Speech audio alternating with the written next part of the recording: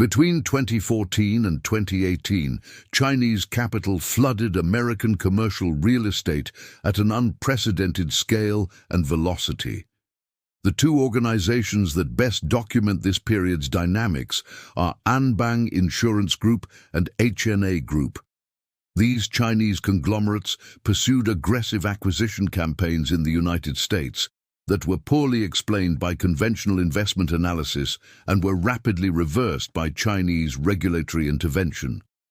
The forensic record they left provides the clearest documentation of the intersection between Chinese state capitalism, international capital flows, and American commercial real estate markets. Anbang Insurance Group, whose chairman, Xiaohui, was later sentenced to 18 years in prison in China, acquired the Waldorf Astoria Hotel in New York in 2015 for approximately $195 billion.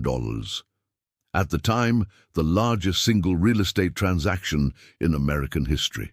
Anbang also bid aggressively for Starwood Hotels and Resorts in 2016 before withdrawing.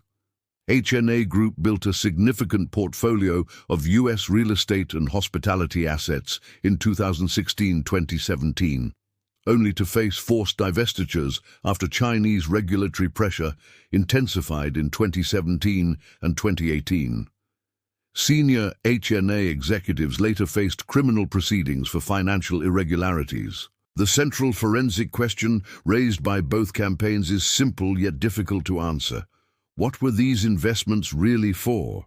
Conventional return analysis could not justify the prices paid. The visible strategic rationale did not fully explain the scale or speed.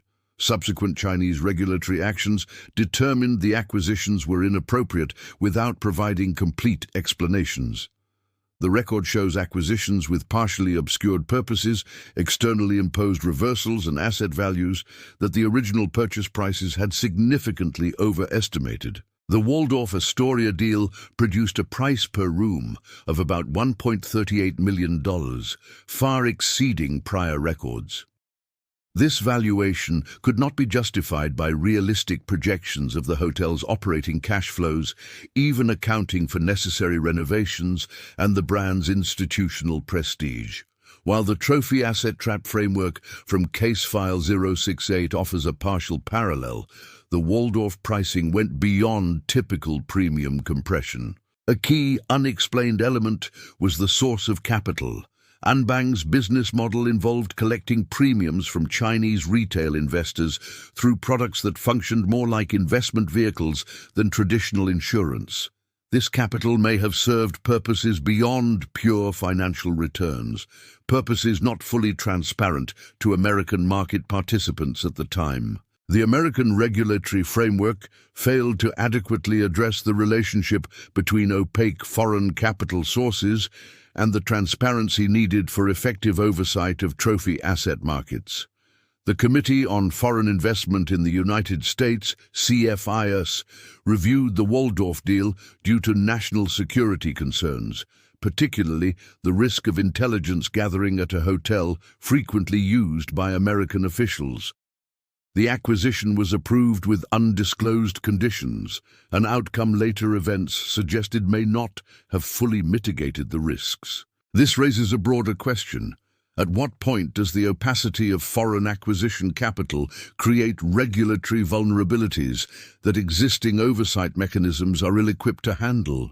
Conventional American real estate appraisal methodology assumes rational investors whose prices reflect the present value of future cash flows, discounted at appropriate risk-adjusted rates. When buyers have non-financial or mixed motivations, this methodology produces valuations that describe what rational financial investors would pay, but fail to explain actual transaction prices. Anbang and HNA paid substantial premiums above what return-driven investors would offer, creating systematic overvaluation. Appraisal could identify the premium, but struggled to explain the underlying motivations. The broader failure of U.S. real estate market oversight during this period was not only limited regulatory authority, but the absence of an analytical framework capable of identifying and responding to capital with partially or entirely non-financial motivations.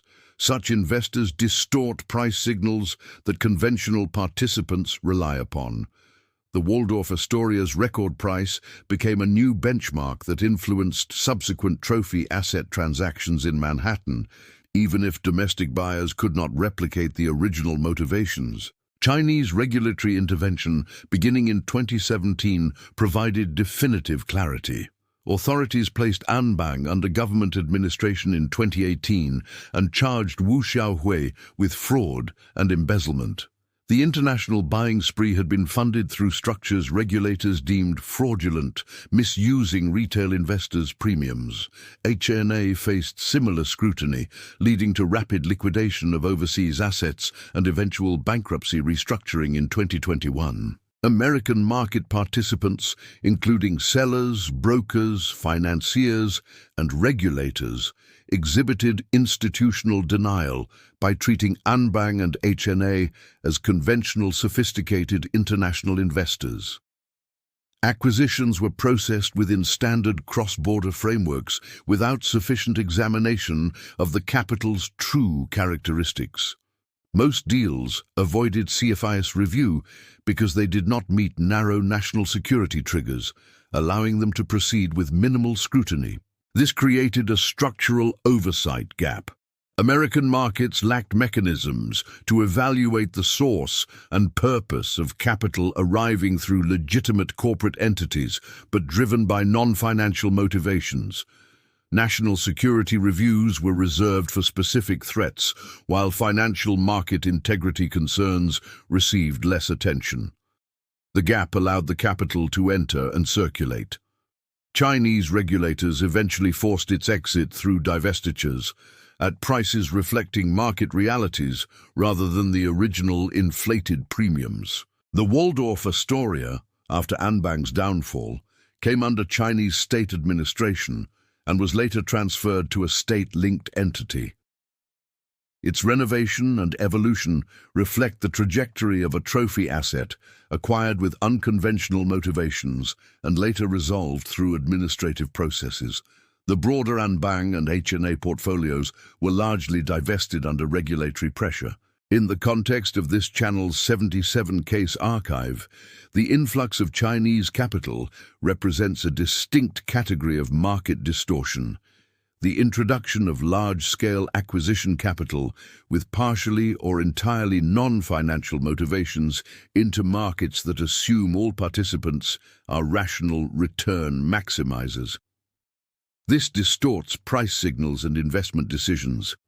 It constitutes the most extreme version of the trophy asset trap, where buyer motivations beyond financial returns drive capitalization rate compression. In this instance, capital later deemed fraudulent by its source country was treated as legitimate institutional investment for roughly 4 years. The market absorbed the capital, then disgorged it. The mechanism that permitted entry and circulation without adequate scrutiny remains the core subject of this case.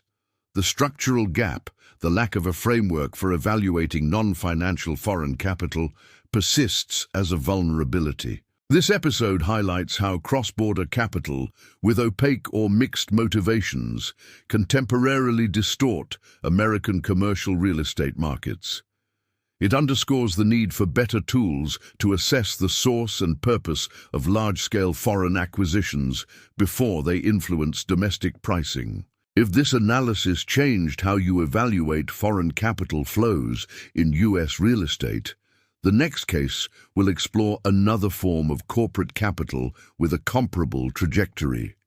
In the comments, what specific regulatory mechanisms should American markets implement to better evaluate large-scale foreign acquisition capital and prevent distortion of domestic price signals? The case file is open.